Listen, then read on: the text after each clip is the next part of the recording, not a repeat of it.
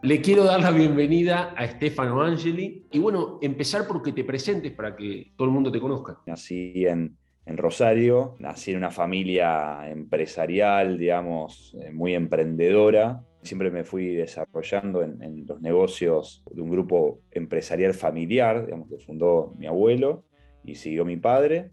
Y desde ahí fui creando también mis caminos y mis propias aventuras. Todo eso fue lo que dio lugar a hoy a la compañía Queridero Reba, de la cual soy CEO, siempre moviéndome por el mundo.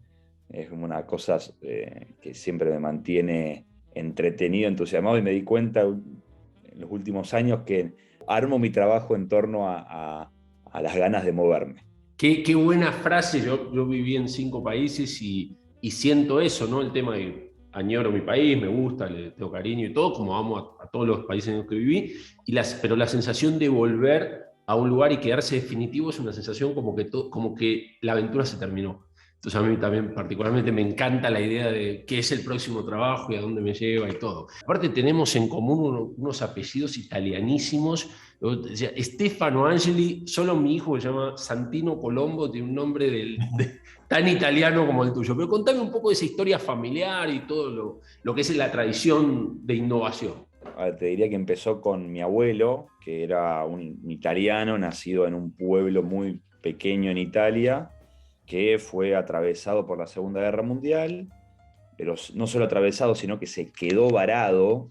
Así me contaba mi abuelo, digamos, la línea de batalla, digamos, de fuego, no me acuerdo cómo se llamaba bien, en el pueblo de él por muchos meses y destruyó absolutamente todo. Entonces, después de la guerra, se fueron todos, o los que tuvieron el coraje, se subieron a un barco y se fueron. Y así llegó a Argentina con la idea de trabajar, empezó trabajando en el campo, con obra de construcción, bien de abajo, bien como vinieron muchísimos inmigrantes europeos y demás. Y conoció a mi abuela supuestamente en un club de italianos. Mi abuela era hija de italianos, se juntaron, crearon una familia. El otro día hablaba con mi abuela, porque mi abuelo falleció justo ayer, hace 5 años. Y le digo, contame un poco de mi abuelo, en algunas cosas que hoy estoy descubriendo que tengo mucha similitud y conexión con él. Y le digo, para tratar de descifrar cosas mías a partir de cómo era mi abuelo, ¿no? Y me dice, mira, tu abuelo vino acá y empezó a trabajar para lo que encontraba, lo agarraba. Dice, pero siempre me decía a mí que no quería trabajar para nadie, que quería trabajar para él. Entonces eso lo fue llevando digamos, empezó a trabajar para uno en la obra y a los meses que pudo empezó a hacer su obra, ¿no? Y siempre estuvo emprendiendo cosas en propio. Mi abuelo dijo, bueno, me quiero volver a Italia y llevarme a la familia. Y dijeron, bueno, la forma más económica de hacerlo es poniendo una agencia de viajes para conseguir tickets más baratos. Claro, claro. Tal cual. Tu Puso la abuelo, agencia. como vos, organizaba su trabajo en función de sus necesidades personales. Tal cual, tal cual. Dijo, bueno, vamos a hacer una agencia de viajes. Y empezaron con mi abuela y empezaron a dedicarse a llevar gente del campo, del interior, que tenía familia y origen en Italia, en Europa, de viaje a visitar a sus ancestros, a sus familiares, sus tierras, etcétera. Eran viajes como de 40 días y mis abuelos los coordinaban, digamos. Llevaban a la gente, lo llevaban a un hotel, el transporte, etcétera. Y empezó a hacer una clientela, les empezó a dar, empezó a crecer, y vieron que empezaron a estar muy bien acá, y dijeron, no me vuelvo. Y de ahí, bueno, empezó mi padre, que tenía otro hermano, tuvo un hermano que falleció, y empezaron a trabajar en la empresa familiar. Esto fue en el 78, así cuenta la historia familiar, digamos, con el Mundial en Argentina, donde Argentina. empezaron a dar el Banco Central oportunidad a agencias de cambio que piden una autorización para poder darle cambio a los turistas que venían a Argentina. Entonces ahí sacaron una licencia de casa de cambio. Y mi padre, que le gustaba, había estudiado economía y administración de empresas y contador, y le gustaban los negocios financieros, empezó a crecer ese negocio, y así nos metimos de lleno, como empresa familiar, digamos, en el negocio cambiario. Y ahí empezó la rama financiera del grupo Transatlántica, que es el grupo que justamente que lidera mi padre y que fundó mi abuelo. De hecho, Transatlántica, el nombre viene de los barcos transatlánticos que Atlántico, iban a claro. Europa Que y que se tomaban originó viajes. todo. Bueno, y crecieron mucho las empresas bursátiles, cambiaria, turismo minorista mayorista. La empresa mayorista se transformó en la mayorista de turismo más grande en el interior del país. De hecho, hace unos 4 años vendimos la mayoría de ese negocio al grupo operador turístico más grande de Latinoamérica, que es brasilero, que se llama CBC. Lo conozco muy bien, han tenido relación con nosotros profesional, el grupo CBC. Yo nací en esa familia, digamos, y me crié en esa familia donde los domingos se habla de trabajo, digamos, que después están los debates con mis hermanas de no poder dividir la familia de la empresa de la familia, y que si está bien o está mal, si es sano o no es sano, pero es imposible realmente en la práctica. Pero es lo que es. Es lo que es. Lo que o sea, en términos prácticos es lo que es. O sea, con independencia del deber ser, o sea, esto es lo que es. Absolutamente. Es lo que es. ¿Tenés dos hermanas? Dos hermanas más chicas.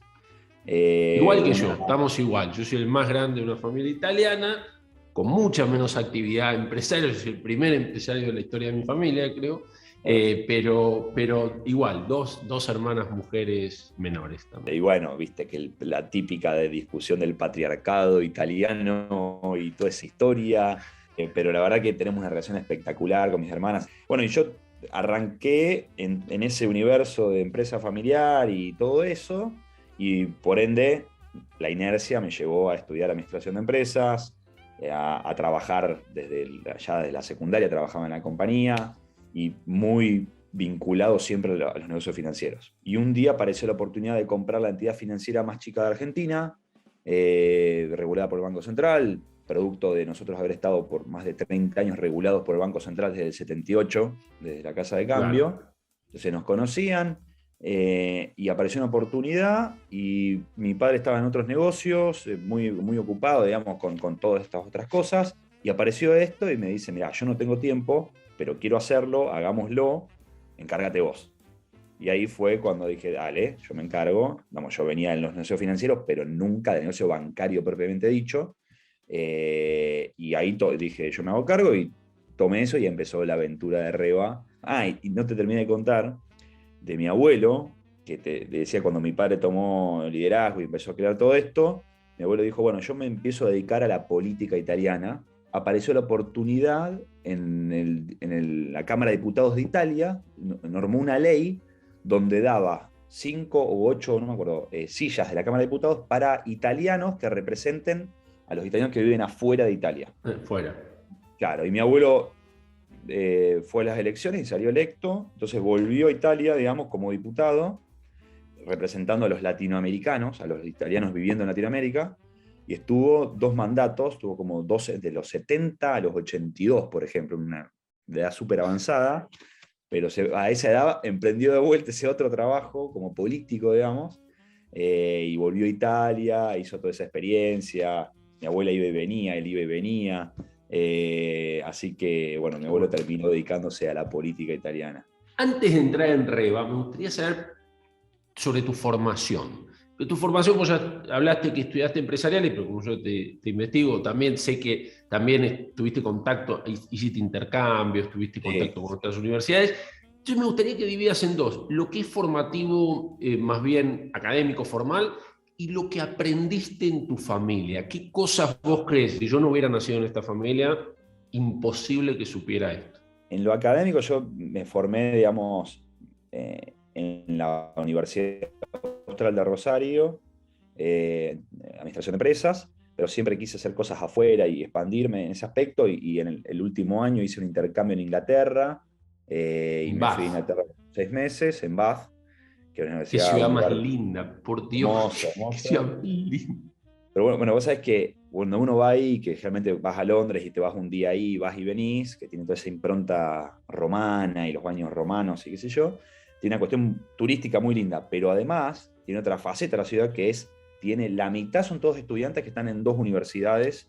Lo sé porque visité las universidades que están un poquito, no están muy lejos de los baños, no están cerca, pero no están tan lejos. No, son 10 minutos. Podés ir caminando, pero todo el río y los parques, es una ciudad increíble, y se nota claramente estudiantil. O sea, claro, mucha gente joven, muy, muy interesante. Entonces, bueno, estuve mucho ahí, hice muchas amistades que todavía frecuento, que de hecho, no sé, amigos Uno de mis mejores amigos, porque era el que compartía el departamento de la residencia, era un egipcio.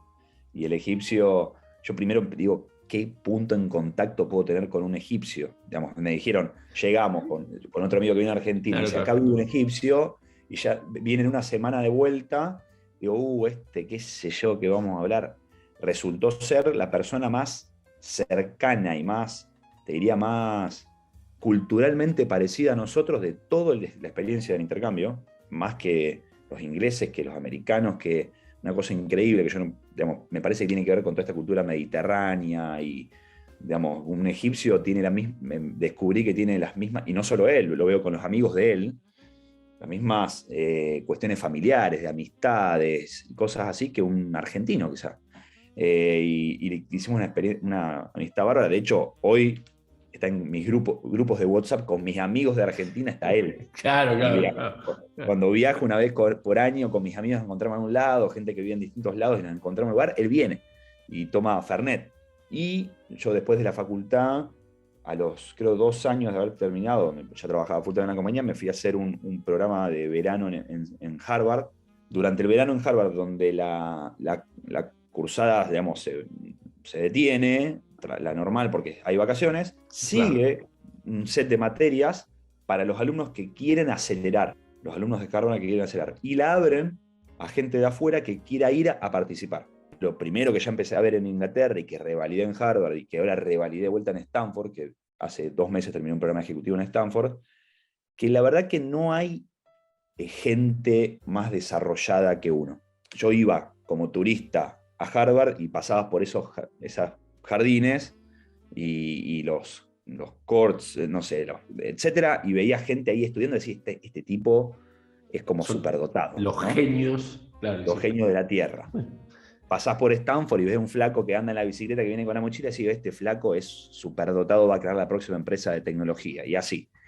Y después te das cuenta que son exactamente iguales que uno, tienen los mismos comentarios o menos sofisticados que uno, porque nosotros tenemos una sofisticación ya de vivir en Argentina y entender un montón de variables complejas. Lo que pasa es que ellos se desenvuelven en un entorno que les da muchas más herramientas, contactos, escalabilidad, recursos, y termina siendo una diferencia muy grande en el tiempo, al final de una carrera, cuando lo ves, che, ¿qué hiciste vos en tu vida profesional? ¿Qué hiciste vos?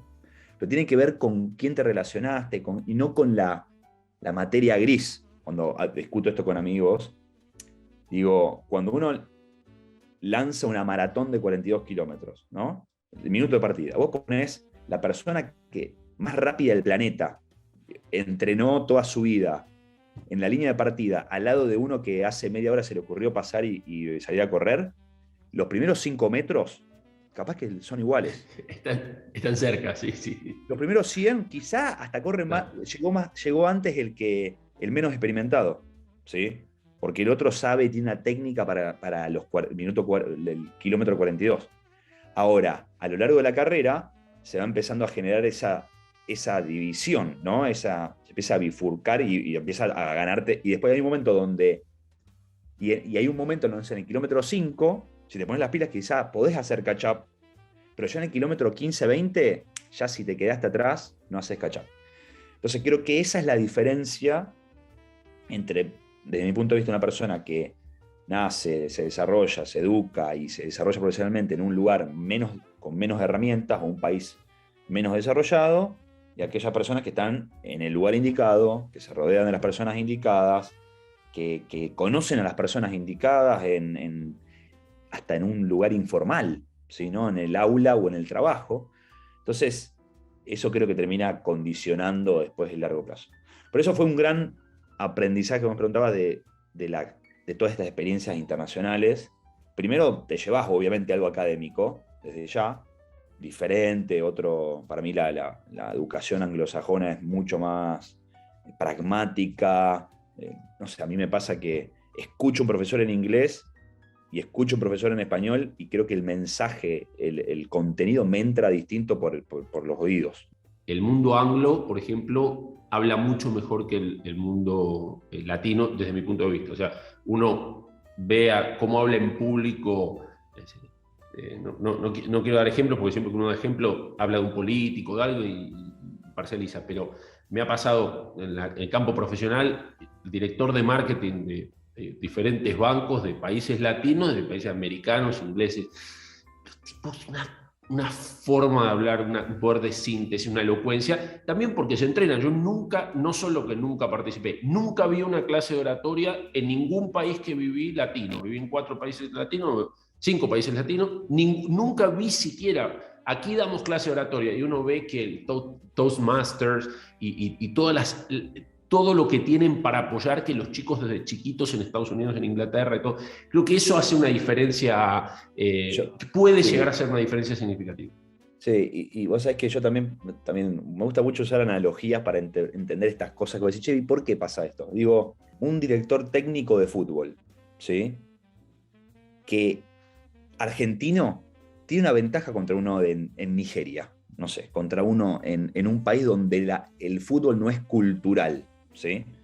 Porque desde que nace una persona en Argentina tiene relación con el fútbol, si le gusta el fútbol, juega al fútbol, se desarrolla en una carrera, todo el mundo habla de fútbol, qué sé yo, entonces hay un conocimiento que... Fue llegando, digamos, informalmente en el día a día. Tal cual, y que hay Sí, más, y hay un ecosistema más grande de eso, hay más clubes, hay más gente, hay más fútbol, sos más valorado, digamos, vos como sí, profesional, sí. Tu técnico de lugar en fútbol, la sociedad siendo un jugador de fútbol en India es diferente de siendo un jugador de fútbol en Argentina. Un jugador de tal fútbol en cual, Argentina, sos es ídolo, elite social, estás ahí arriba, tal en cual. la India tal vez no te conocen.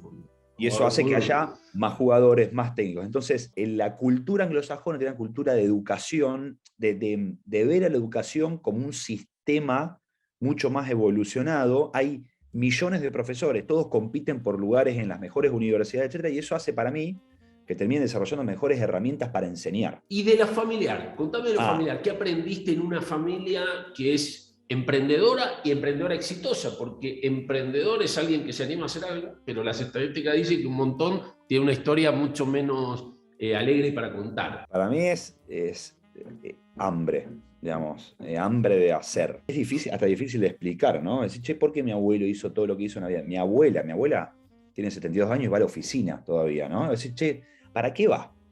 Para hacer y sentir ese movimiento. Mi viejo lo mismo, mi vieja igual, mi hermana igual. Entonces, creo que termina siendo eso que es de vuelta, y no es que te dan una clase de hacer, pero terminás tomando como medio por inercia, por ósmosis, no sé, por Sí. culturalmente, y eso para mí es impagable, ¿no? Porque, y ahí sí hay diferencias y cosas que te condicionan, digamos. Hablábamos de la desventaja que no quiere decir que no lo podamos hacer justamente catch-up, pero la desventaja de estar formados en Latinoamérica en sistemas educativos menos evolucionados, pero tenemos un hambre distinto, ¿no? Porque no tenemos todo servido. Y para hacer una empresa, yo veo que a lo mejor un emprendedor que hizo exactamente lo mismo que yo, pero en otro mercado, hizo algo al mismo tiempo 10 veces más grande y con la mitad menos del esfuerzo. Pero digo, si yo me puedo mover al mejor contexto, al mejor sistema y empezar a arbitrar, ¿no? El talento de acá, los costos de acá, los mercados grandes en otro lado, y le puedo poner la cuota de hambre que tenemos por haber crecido y haber aprendido y habernos desarrollado en un lugar con las cosas menos servidas. Y el hambre que te da la familia emprendedora, creo que es una bomba explosiva en buenos términos, ¿no? Y eso para mí es el mayor mensaje, es hacer, laburar, pero no por el hecho de laburar en cumplir horario o decir, oh, yo me esfuerzo, es la pasión o el por qué lo haces. Yo le paso mucho tiempo trabajando, pero porque me gusta y me entretiene y es como, es más, a veces cuando me preguntan cuál es tu hobby, y yo casi que me da vergüenza, pero me pongo a pensarlo y no salgo de lo empresarial, de la empresa, de crear cosas nuevas, de ayudar a mis amigos y pincharlos a que hagan cosas nuevas con sus trabajos. No puedo ser tan corto de hobby, ¿no? Digo, no, entrenar, hacer deporte, sí, qué sé yo, pero ¿cuál es tu hobby? Eso de esa actividad puntual. Y yo creo que termina siendo emprender o hacer cosas nuevas o estar arriba de mi empresa, pero porque lo disfruto mucho, ¿viste? Esa frase que a mí me parece bastante válida, que es, si vos haces todos los días lo que te motiva y lo que amás y qué sé yo, no trabajás ni un solo día, ¿no? Eh, Obviamente, después hay días que todo el mundo tiene una reunión que no le gusta, un tema que tiene que leer. Yo odio los contratos, no sé, odio la parte legal, toda esa cuestión.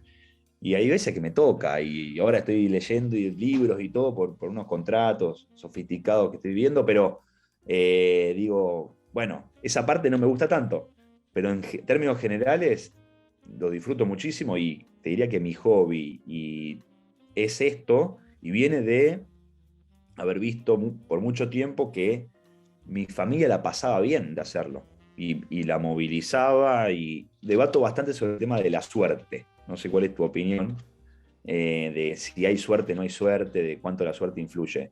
En mi experiencia familiar y personal, nunca he visto la suerte.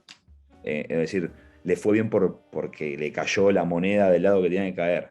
Yo siempre hago un análisis medio retrospectivo de cuando una persona dice, no, mirá la suerte que tuvo en este momento, ¿sí? Lo que le pasó. Le digo, pará, estaba en un lugar determinado y no estaba en otro, en un momento determinado con ciertas herramientas para tomar esa oportunidad que se le presentó, que todos dicen suerte, ¿sí? Y para tener esas herramientas en ese momento y en ese lugar, trabajó 10 años para estar listo para que le pase eso y tuvo la voluntad de tomar esa oportunidad, porque también cada uno la suerte la puede dejar pasar o no. Yo soy bastante reacio al concepto de que el emprendedor o el empresario exitoso es porque tuvo un golpe de suerte, y también veo que a veces con la edad la cosa va cambiando, ¿no? Es como gente más grande dice, admite haber tenido suerte, pero yo mismo le digo, no, pero escúchame, vos describís tu evento que te dio la posibilidad de pegar un salto fuerte como suerte.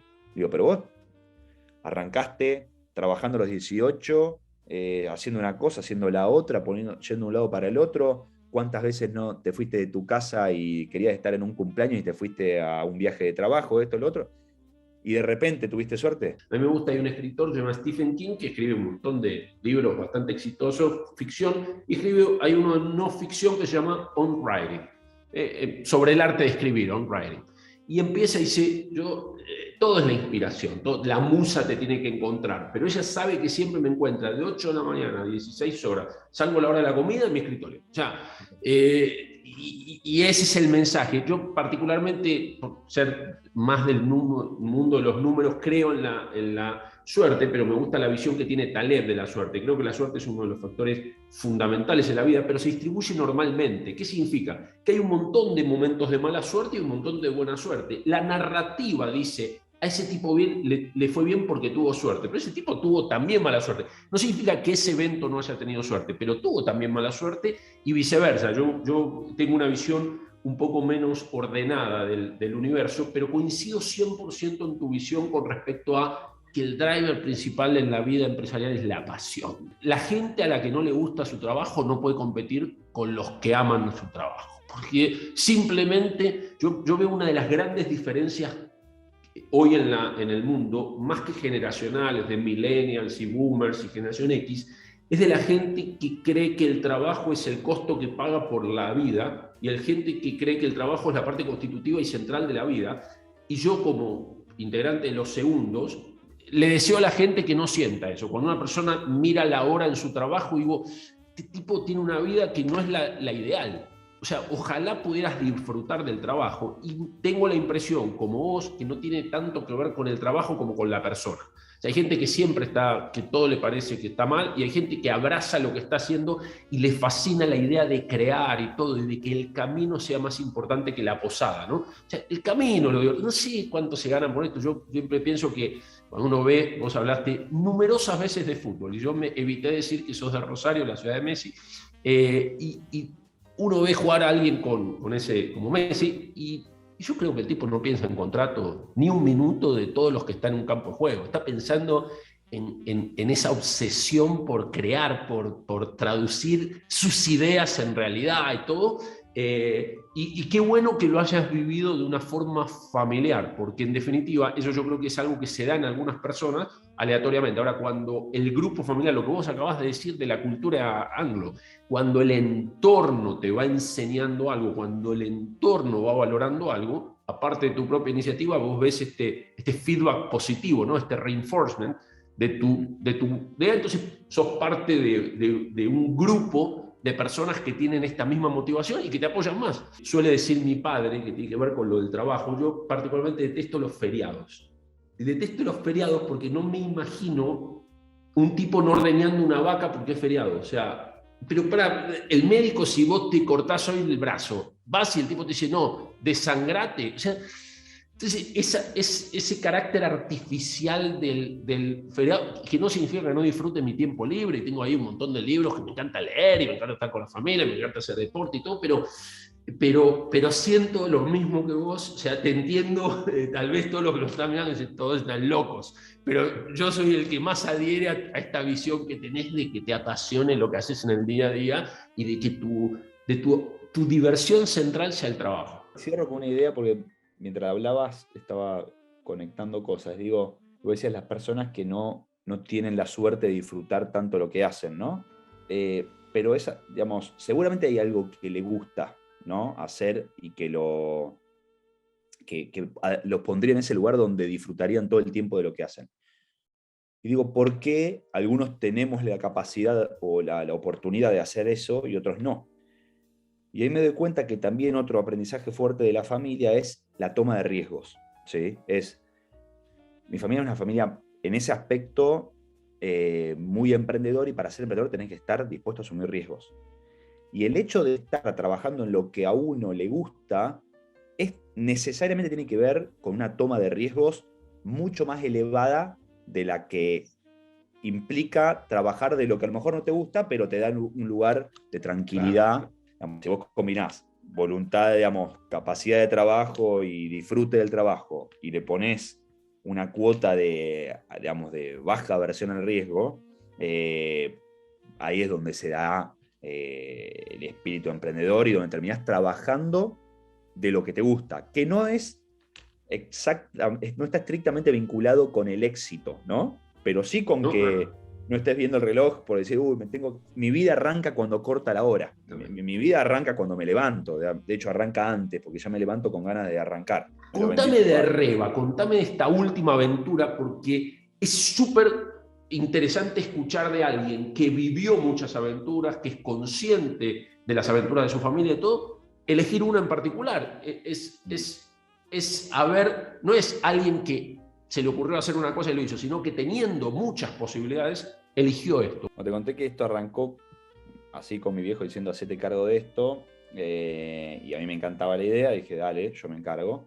Y ahí me vi en 2015 a cargo, digamos, de la entidad financiera, el banco más chico de Argentina, con la posibilidad de hacer todo, pero con la capacidad concreta de hacer nada en ese momento, ¿no? Claro. Que no tenía negocios, no tenía tecnología, no tenía sucursales, no tenía clientes, no tenía depósito, no tenía prácticamente nada, pero era una licencia. Es como decir, me compro una chapa de taxi y el taxi está totalmente destruido, pero si se la pongo a un Mercedes, tengo el mejor taxi de la ciudad, ¿no? Claro.